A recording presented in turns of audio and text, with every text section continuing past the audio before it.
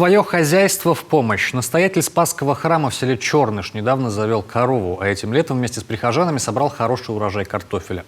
Все это пригодится для жителей Дома Милосердия. Вековое здание реставрируют второй год. Там можно будет останавливаться одиноким, престарелым, монахам, паломникам и всем, кому понадобится теплый очаг. О добрых делах Анастасия Тюрнина. Луза, ну, боже мой, иди сюда. Иди, батюшка. Иди, батюшка. Корова Луза в приходе появилась недавно. Отец Иннокентий вырос в большой семье на Украине, их 9 братьев. Хозяйство свое держали всегда. Вот и здесь, при храме, оно должно быть, считает настоятель. Ну, Луза нельзя. Нельзя. Нисколько нельзя. За животными батюшка ухаживает сам, а когда не хватает времени, выручают прихожане. Он все сам делает, все сам доит, кормит. Но когда, вот, например, когда ему совсем некогда, приглашает нас, и мы не отказываемся, все, как можем, помогаем ему.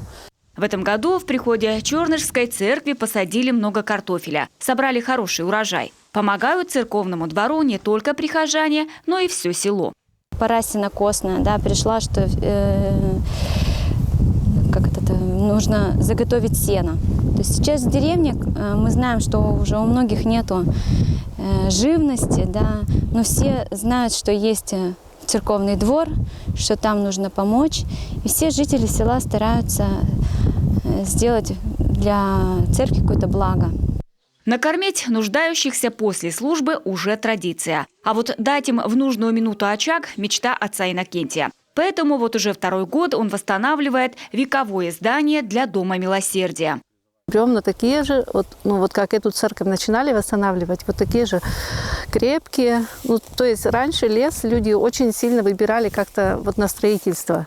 И ни одного гнилого бревнышка. Ну там может быть что-то где-то чуть подгнило. И вот с отцом Иннокентием, когда мы заходили, я говорю, вот посмотрите, какие бревна. Еще 100 лет простоит. В начале прошлого столетия добротное здание построили под школу. В 70-е оно пустовало, а в 90-е здесь размещалась спортивная школа. По обращению отца Иннокентия в администрацию района в 2020 году деревянную постройку передали храму. На первом этаже 7 комнат с перегородками. И на втором этаже 5 комнат с большими окнами на улицу.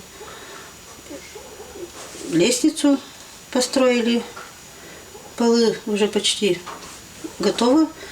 Осталось вот пожарную лестницу построить, потому что она нужна раз второй этаж. Ну и внутренние работы.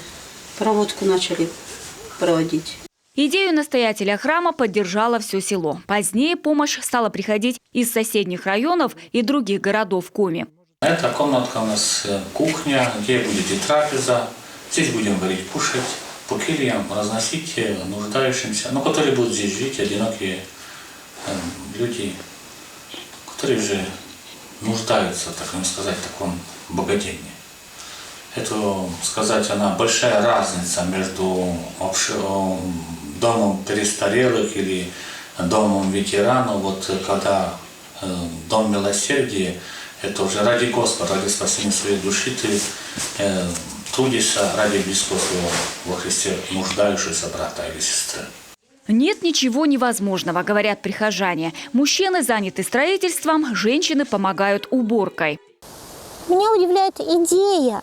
Идея, вот, вы представляете, это здание 100-летнее, а благодаря вот всем стараниям, простите, еще раз скажу, отца Иннокентия, возник второй этаж. Второй этаж на этом 100-летнем здании. Там такие милые помещения, милые комнаты, удивительная отделка, удивительная постройка, удивительный взгляд на то, что как это здание должно выглядеть. Мне очень нравится. Я очень надеюсь, что оно привлечет и будет нужно тем людям, для которых это делается.